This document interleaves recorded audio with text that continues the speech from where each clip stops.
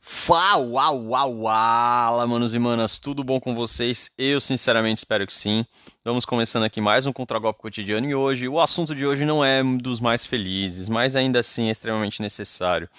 Precisamos entender o que acontece conosco quando ou nos ocorre alguma perda, seja a perda aí de um animal, seja a perda de um emprego, seja a perda de um ente querido ou principalmente a perda de alguém que nós amávamos muito. Seja um amigo, seja um irmão ou principalmente o seu cônjuge. Então hoje nós vamos falar sobre as fases do luto. Sem demora, roda a vinheta.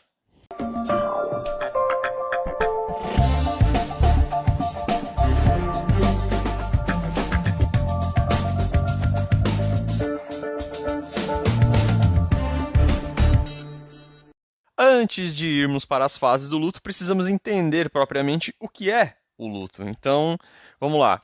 Luto é o processo de perda de algo ou alguém que gera algum tipo de dano emocional na outra pessoa, podendo manifestar-se fisicamente ou psicologicamente. E, através dos estudos da psicologia, o luto ele foi dividido em 5 fases. Então, vamos passar por cada uma delas explicando e sempre tentando trazer para o nosso contexto aqui, que é os relacionamentos.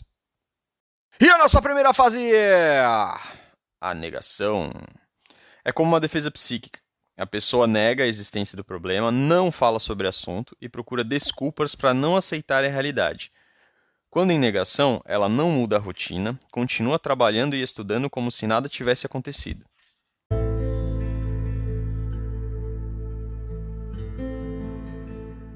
Nesse caso, acho que o melhor exemplo para poder associar isso é o próprio relacionamento entre duas pessoas, né? Então, quando um dos envolvidos notifica o outro, né? E, lógico, deixamos claro que, de preferência, isso seja feito pessoalmente, tá? Porque demonstra hombridade e respeito para com outra pessoa, certo? A não ser que seja extremamente impossível, como, por exemplo, sei lá, se a pessoa tiver com Covid ou algo assim, alguma doença que realmente seja contagiosa e não possa, né, ter esse tipo de proximidade, tudo bem, mas descartando isso, o ideal é que sempre seja feita pessoalmente, tá? Mas note-se que quando a pessoa que recebeu essa notícia, ela reage, geralmente as reações dela é tipo assim: eu não acredito que você tá fazendo isso comigo. Ah, mas eu não fiz nada. Ou começa com aquelas micro expressões, né, tipo, tss, você tá brincando, né? Ou então, como por exemplo, faz um gesto de negação com a cabeça, né? Ou mesmo com os olhos, com o rosto, enfim. Tudo isso são maneiras, né, do corpo manifestar aquilo que está se passando na mente, né? Até porque o primeiro choque a mente está tentando processar o que está acontecendo com as emoções, né? E obviamente que as emoções elas querem continuar conectadas, né, com a pessoa a qual nutre essas emoções. Então, obviamente que a primeira das suas reações vai ser negar o que está acontecendo, vai ser não acreditar, vai ser demorar a cair a ficha, né, como é popularmente dito. Então, é uma coisa extremamente normal e é isso que dá início ao processo de luto. E a nossa segunda fase é a raiva. Pode compreender desde as primeiras semanas até 6 meses. A pessoa fica inconformada e revoltada contra a situação. É comum que ela chore, tenha distúrbios de sono e falta de apetite durante essa fase.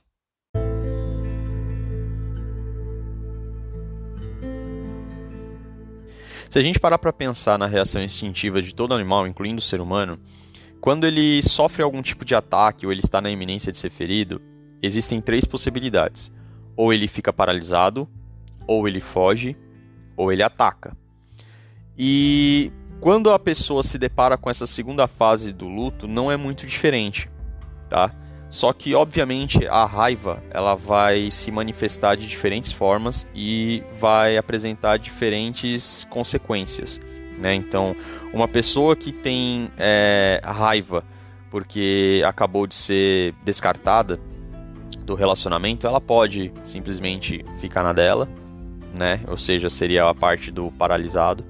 ela pode simplesmente fugir, tipo, pegar as coisas e sair da sua frente e ir embora, não querer mais falar com você, tá? Que seria o fugir.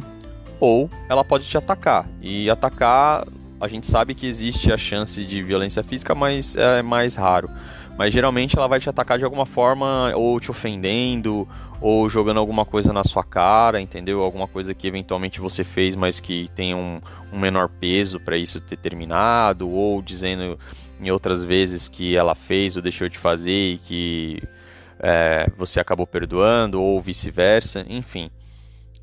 Só que existe um detalhe, muitos homens, e eu percebo isso, né, até novamente fornecendo uma perspectiva masculina, que ficam presos nessa fase, né? E não só na questão da parte do término do relacionamento, mas principalmente quando eles têm esse, vamos supor assim, o primeiro contato com a Red, né? Até existe uma denominação dentro da comunidade para isso que chama a Rage Pill, né? Que seria a pílula da raiva. Que é quando o cara tá descrente de tudo, entendeu? Já não acredita em mais nada, acha que todas as mulheres são tóxicas, são egoístas, são narcisistas e não prestam para relacionamento. Tal que obviamente eu tô aqui para refutar, até porque existem boas mulheres que estão não só ouvindo esse podcast, mas que consomem conteúdo de qualidade de outros produtores de conteúdo que eu já fiz referência ou que eu ainda vou fazer, ou mesmo que às vezes não tem contato, mas tem seus princípios e valores, tá? E só que assim, a raiva, ela deve ser usada para mover as coisas. Aí o conselho agora vai para os homens, né? Entenda que geralmente a dor, ela se manifesta de duas formas diferentes, creio eu, para homens e mulheres, né? Então a mulher geralmente ela reage imediatamente, né? Quando tem o término do relacionamento, ela chora, ela fica muito triste, ela fica abatida. Só que dali um tempo, geralmente hoje em dia é um curto espaço de tempo, né? Porque é a famosa cultura do desapego. Que a maioria faz? Agora eu vou ficar com todo mundo, agora eu vou beijar todo mundo, agora eu vou ter relação sexual com todo mundo. Ou seja, primeiro ela sofre muito e depois ela começa a se reerguer. E pro homem já não é bem assim, entendeu? O homem, a fase dele geralmente começa ao contrário. Ele começa muito bem, né? Tipo, pô, agora eu tô solteiro, agora eu não tenho ninguém pra me encher o saco, agora eu vou pegar todo mundo e não sei o que, blá blá blá. Só que depois começa a fase dele entrar, que a gente chama na bad, né? De lembrar dos bons momentos, de tudo aquilo que viveu, entendeu? Daquilo que poderia ter sido, do que acabou não sendo, enfim. Só que eu acho que o homem, ele consegue usar a raiva e a dor para se superar tanto fisicamente quanto mentalmente. Principalmente quando ele foi traído, quando ele foi decepcionado, quando ele foi desprezado, humilhado. Até porque a gente tem grandes exemplos aí de homens que passaram por esse tipo de situação e deram a volta por cima, né? E um conselho para os homens, né? A melhor resposta que você pode dar não é se comportando igual a pessoa, tá? Mas a melhor resposta que você pode dar para ela não é também uma superação fingida, mas sim a obtenção do seu sucesso. E qual sucesso, Matheus? Financeiro? Não necessariamente, mas a sua estabilidade mental, a sua inteligência emocional, a sua ascensão financeira, né? E a construção de uma outra família. Acho que isso são 4 bases importantes aí para você ter em mente do que poderia ser compreendido como sucesso.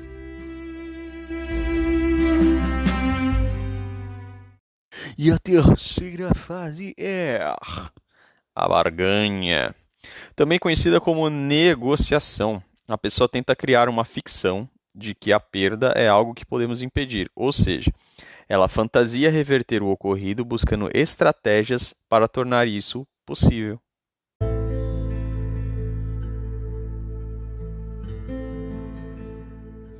Em alguns casos eu já vi isso acontecer, creio eu que a fase da barganha ela começa muito antes de até verbalizar o que está acontecendo, né?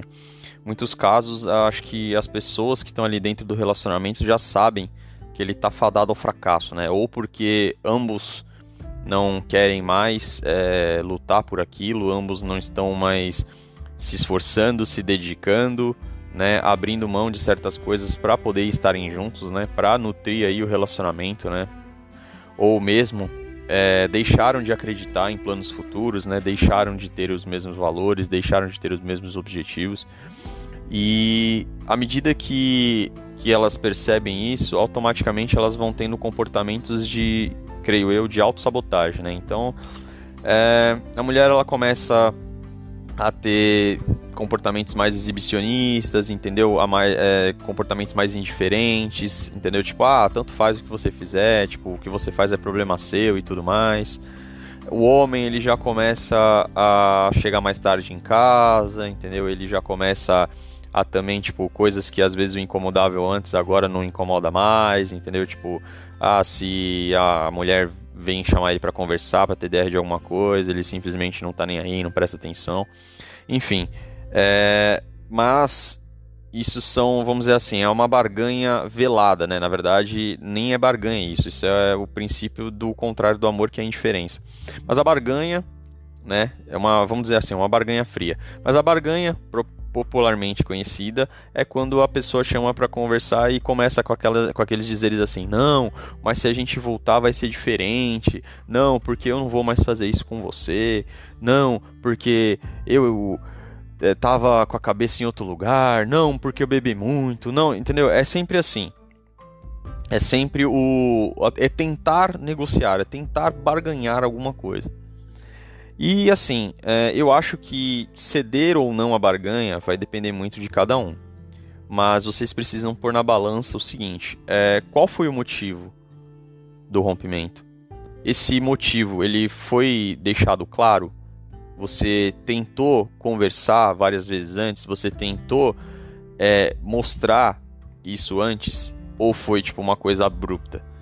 Porque assim, se você tentou conversar, se você mostrou, se você falou e ainda assim a pessoa continuou fazendo, ou seja, ela continuou te ferindo, ela continuou literalmente cagando pros seus sentimentos, né? Não se importando com você e com o relacionamento de vocês, olha, sinceramente eu acho que você não deve mover um dedo do seu pé pra frente. Sinceramente. Porque muito provavelmente você que está escutando aí foi a pessoa que tentou, que estendeu a mão, que foi até a pessoa mesmo quando ela estava errada, que se esforçou, que tentou mais uma vez, que quis dar mais uma chance. Só que essa pessoa que está do outro lado não aproveitou. Geralmente ela cagou, achou que você estava brincando, achou que você nunca seria capaz de ir embora, entendeu? E em hipótese alguma eu tô dizendo pra você usar isso como dread game, não, mas geralmente quando a pessoa te avisa de alguma coisa e que ela não gosta, bom, das duas uma, se a pessoa realmente se importa com você, ela vai mudar. Ela vai tentar fazer de um jeito que as coisas se acertem. E se ela não se importa com você, ela vai dizer a mesma coisa, só que as ações dela vai mostrar que o comportamento dela não condiz com o que ela disse pra você. Entendeu? Então, barganha é sempre quando ela tentar negociar algo com você. Agora, ceder ou não a negociação vai depender muito de você.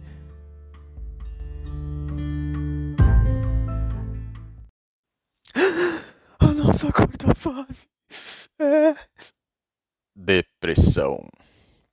Não existem mais fantasias com realidades paralelas, voltando ao presente com uma profunda sensação de vazio. É a hora da conscientização sobre o que aconteceu. Isolamento e cansaço são comuns. A pessoa não acredita que sairá do estado de tristeza e melancolia.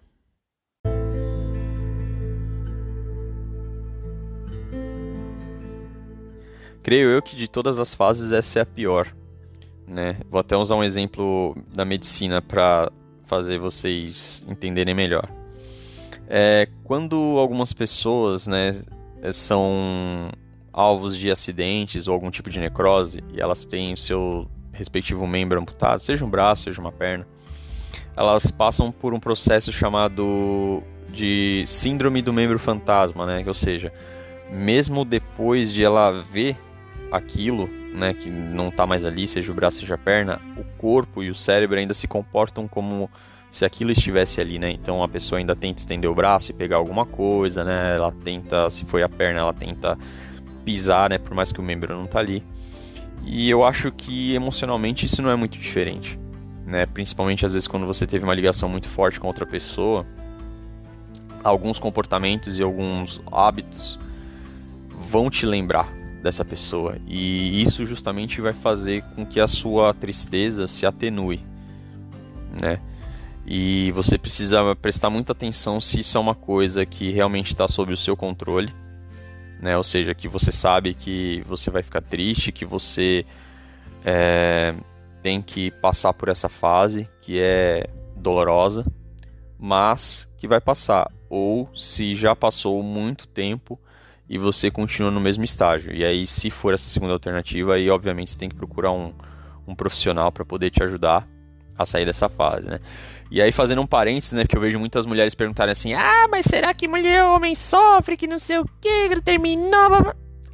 Olha, da mesma maneira que existem muitas aí fora que quando termina o relacionamento, né, quer bancar gostosa e fica tirando foto, né, pra exibir que tá em baile, né, que tá em barzinho, que tá na balada, não sei o que, pagando de gostosa no camarote, tem os caras fazendo isso também, tá? Tem os caras pagando de garotão, de gostosão, de rei do camarote, tem a mesma coisa. Só que, seguindo o que alguns coaches femininos, né, e algumas coaches femininos dizem, essa mulher, principalmente quando ela sabe que ela perdeu um cara bom, que era parceiro e que realmente amava, ela pode até fazer isso. Mas que geralmente quando chega aquela parte da noite, que ela tá sozinha, né, que todos aqueles gados já saíram do pasto, né, quando já não tem mais tanta mensagem no direct, né, aquele momento, aquela calada da noite ali, onde geralmente você tava no momento que você ficava abraçado, onde tinha alguém que você podia conversar, né, que você podia ter aquele momento de mais próximo, né, junto. Aí dizem que vem o baque, que aí chora em posição fetal, né? Enfim, mas tudo pra ninguém ver. Bom, mas voltando, se os homens sofrem, olha, eu acho que inclusive tem a teoria de que até sofrem mais, tá? E eu vou explicar por quê. Porque desde pequeno o homem ele sempre foi mais enviesado para questões físicas, né? Ou seja, questão de força, questão de agressividade e tudo mais. E justamente por a mulher não ter essa predisposição biológica, ela já foi ensinada desde pequena a saber lidar melhor com os seus sentimentos, né? Ou seja, a parte emocional da mulher geralmente é mais desenvolvida do que o homem, mas não mais porque é melhor, porque ela começa desde cedo. E o homem não, entendeu? Então por isso que geralmente quando alguma coisa emocional o afeta, geralmente o afeta profundamente. E é nítido você ver que esse cara passou por algum processo principalmente de término de relacionamento, quando ele realmente era gamado na garota. Esse cara já não é mais o mesmo, esse cara já perde a concentração, ele perde a sua capacidade produtiva, ele já anda mais abatido, ele já não consegue render o mesmo que ele rendia, ele já não tem o mesmo ânimo para as coisas. Então sim, para vocês que têm dúvidas se o cara sofre, sim. Mas, obviamente que vendo essa cultura aí da pegação e vocês, algumas de vocês, né, tentando passar para frente coisas como chá de sumiço, como pisa que ele gruda e pregando desaprego, obviamente que os caras também vão fazer questão de não demonstrar isso, né? E aí vai ficar aquele jogo infantil de quem pode mais chorar menos. Mas enfim, é uma fase bem complicada. E que se permanecer nela por muito tempo, vocês devem procurar ajuda, tá? Procurem ajuda dos familiares, procurem ajuda dos amigos, mas se ainda assim não for suficiente, procure a ajuda de um profissional capacitado.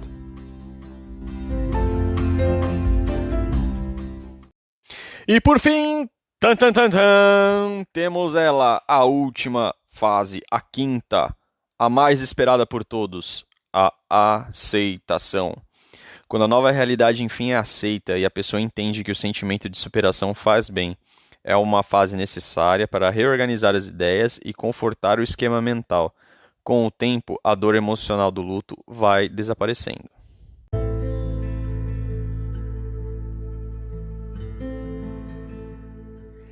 É engraçado perceber que, por mais que existam essas 5 fases, elas não acontecem de forma linear, né? Ou seja, às vezes tem pessoas que já começam com a raiva, depois vai para negação, né? Às vezes tem pessoas que já começam na barganha, depois pula para negação, enfim. Mas geralmente elas acontecem, né? Majoritariamente nesta ordem, tá? Mas podem sofrer variações.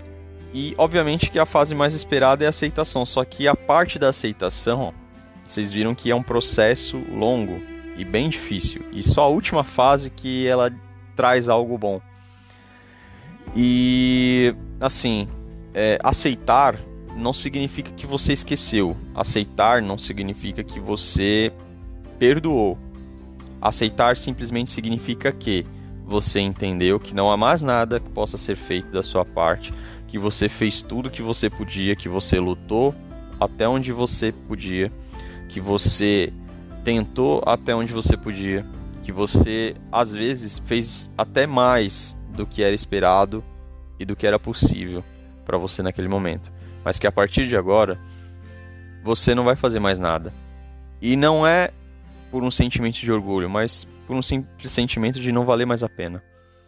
Entendeu? Então, eu acho que assim como numa luta, você tem que lutar o máximo possível enquanto você achar que vale a pena.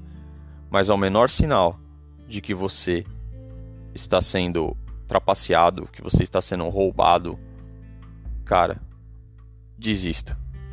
Tem uma frase de um amigo meu, que provavelmente ele, não sei se ele está ouvindo esse podcast, mas ele dizia assim: 100% de vontade onde houver 1% de chance. Olha, eu acho que em termos práticos hoje nos relacionamentos modernos, isso não se aplica, apesar de ser bonito de se dizer, tá? Até porque hoje o que a gente vê principalmente é, assim, pessoas pregando a cultura do desapego, pessoas mais preocupadas em manipular, né? Ou seja, eu quero que você se envolva comigo, mas eu não quero me envolver com você, entendeu? Porque tem aquela coisa, né? Quem se envolve menos é quem tem mais poder no relacionamento, né? Esse tipo de coisa. Então, obviamente, isso vai criando uma casca, né? E principalmente para os homens, né? Que estão vendo isso, né? Que estão assistindo essa degeneração, principalmente aí no comportamento de algumas mulheres. Obviamente que eles não veem mais sentido em se envolver, né? Até porque, como foi dito, geralmente quando ele se envolve emocionalmente, ele se envolve profundamente, né? E obviamente que nenhum cara quer passar por alguma decepção emocional trágica assim, né? Ou que já tenha passar por isso novamente. Então, a fase da aceitação, ela é desprovida de ilusões, ela é desprovida de fantasia, ela é simplesmente aceitar a realidade. Então, se você terminou ou se terminaram com você precisa seguir em frente. Não estou dizendo que todos os dias você vai sorrir, não estou dizendo que você não vai sentir falta, não estou dizendo que você não vai ter dias em que vai ser difícil segurar. Mas você precisa aceitar e fazer a sua vida seguir em frente. Até porque, na maioria dos casos, como a gente vê, a outra pessoa ou ela já tem uma outra pessoa, ou ela está fazendo questão de mostrar para você que ela tá melhor sem você. E eu garanto uma coisa: se uma dessas alternativas estiver acontecendo com você, fica tranquilo, porque tudo isso não passa de maquiagem, tá? Obviamente que se você foi a pessoa que se envolveu mais, se você dedicou mais e se você investiu mais, você vai sofrer mais. Mas após você passar por isso, você vai se tornar uma outra pessoa. Você vai ficar muito mais preparado, você vai ter muito mais inteligência emocional, você vai ter um radar muito mais apurado para detectar as red flags, que inclusive foi assunto dos episódios anteriores, tá? E com tudo isso, você vai poder ter a chance de escolher um parceiro ou uma parceira muito melhor do que foi escolhido anteriormente. Como o Bruno Dílio disse, principalmente para os homens, a próxima é sempre a melhor.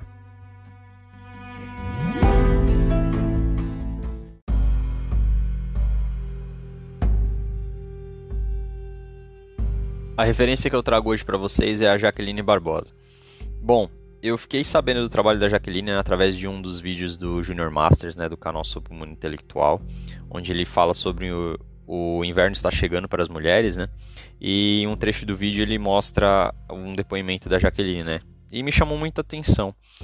E da maneira que ela fala, né, e o fato dela estar ciente dos conhecimentos da Red e tudo mais, E aí eu fui pesquisar um pouco mais sobre ela, né, saber um pouco mais sobre o trabalho dela, e duas coisas me chamaram a atenção positivamente. Primeiro, porque ela sempre frisa a importância de cada um se manter na sua polaridade, ou seja, a mulher se manter na polaridade feminina e o homem se manter na sua polaridade masculina. Isso dentro do relacionamento, né? Sabendo que todo ser humano, seja homem, seja mulher, tem duas polaridades dentro de si, né? A Yin seria a feminina e a Yang seria a masculina.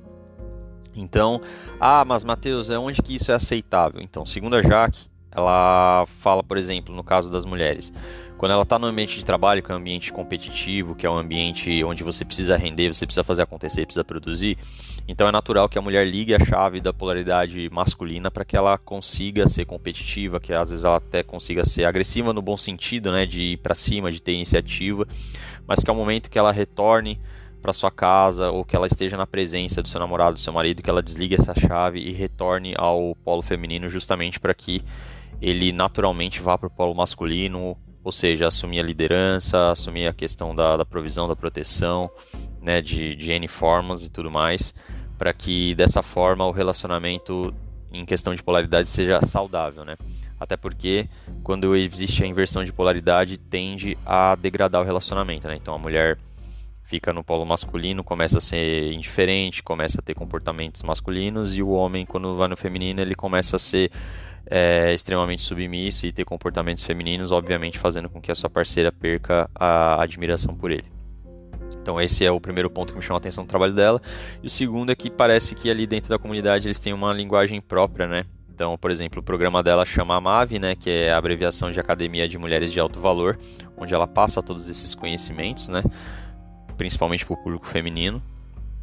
E existem duas formas geralmente de se comunicar que ela destaca, né? Que é a CFV, que é a Comunicação Feminina Vulnerável, e o TR, que é o Torpedo Rosa, que uma é o oposto da outra. Então a comunicação feminina vulnerável é quando a mulher diz de uma maneira sutil, de uma maneira sugestiva o que está incomodando, né, pro seu parceiro, a fim de que ele faça alguma mudança ou algum ajuste para que o relacionamento fique ok.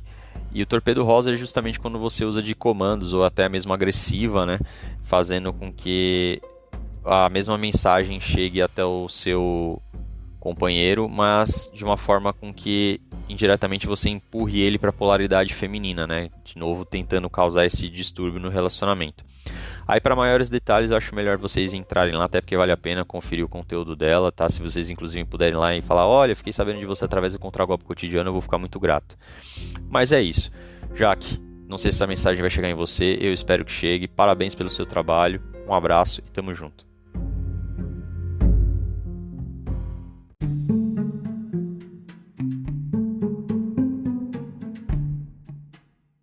E chega desses tons de cinza porque chegamos àquele momento. Que momento, que momento, que momento. Aquele momento de filosofia de boteco, aquele momento de sabedoria ancestral, aquele momento de conhecimento popular. A nossa famosa jantada. E a jantada de hoje é, abre aspas, em um relacionamento sério, algum grau de controle e sacrifício vai haver, fecha aspas.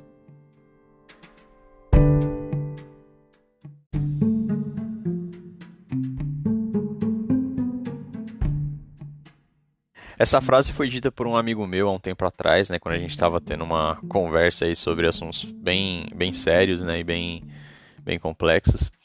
E, bom, espero que ele esteja ouvindo. Cara, lembra, eu falei que eu ia te pôr no podcast, então essa é a minha homenagem para você. Aquele abraço. E então, vamos lá. Sendo curto e objetivo. Se você não está preparado para sair um pouco do seu mundo e até o mundo do outro, se você não está preparado para deixar de fazer certas coisas para você e fazer pelo outro, se você não está preparado para deixar de lado certos hábitos que você tinha da sua vida de solteiro. Ah, Matheus, mas eu tenho que deixar de lado tudo que eu fazia. Bom, depende. Quando você era solteiro, você fazia o quê? Você trabalhava e estudava? Então, obviamente que não. Inclusive, geralmente um bom parceiro ou parceira vai querer que você cresça. Agora, se dentro desses hábitos estavam envolto coisas como ai, eu gostava de ir na balada. Então, muito provavelmente você vai ter que deixar de fazer isso, né? A não ser que você encontre uma pessoa que também goste de ir nesse lugar e seja um combinado entre vocês. Mas, geralmente, não é o que acontece. Ai, mas eu gostava de ir na zona. Então, provavelmente você vai ter que deixar de fazer isso também, né? A não ser que, de novo, você encontre uma pessoa que também haja de acordo com isso e tope ir junto com você. Mas do contrário, sim, você vai ter que deixar de fazer, assim como na balada também. Ai, mas eu gostava de ir no rodeio, uhul! Então, provavelmente você também vai ter que deixar de fazer. Por quê? Não sejamos hipócritas. A gente sabe que nesse lugar existe uma forte tendência de aproximação sexual, entendeu? Onde vamos dizer assim, a sensualidade é exacerbada, né? Assim, tendo até tendências de vulgaridade, certo? Onde homens geralmente tendem a abordar mulheres de uma forma mais agressiva e invasiva, onde as mulheres tendem a ser um pouco mais sensuais assim demais, né? Ou ser muito insinuantes. Então, estou falando tanto do lado delas quanto deles, tá? Então, não sejamos hipócritas, porque a gente sabe que esse tipo de coisa acontece ou está sujeito a acontecer. Mas, de novo, é a sua escolha. Você quer pôr o seu relacionamento à prova de fogo? Eu acho desnecessário. Inclusive, até seguindo a linha de raciocínio da Jaqueline, né? O relacionamento é um container, né? E ambos são responsáveis por proteger esse container, né? Então, proteger de qualquer tipo de coisa, de qualquer tipo de rachadura, seja ela uma insegurança, seja ela um agente externo, seja uma terceira pessoa, seja ela, seja ele, entendeu? Até porque aquele é o espaço de vocês, é a intimidade de vocês, né? Então, justamente para que o relacionamento cresça e seja nutrido de forma onde um faça pelo outro e o outro faça pelo um, né?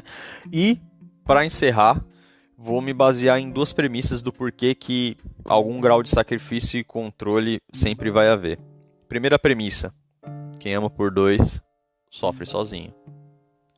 Segunda premissa: sem sacrifício, não há vitória.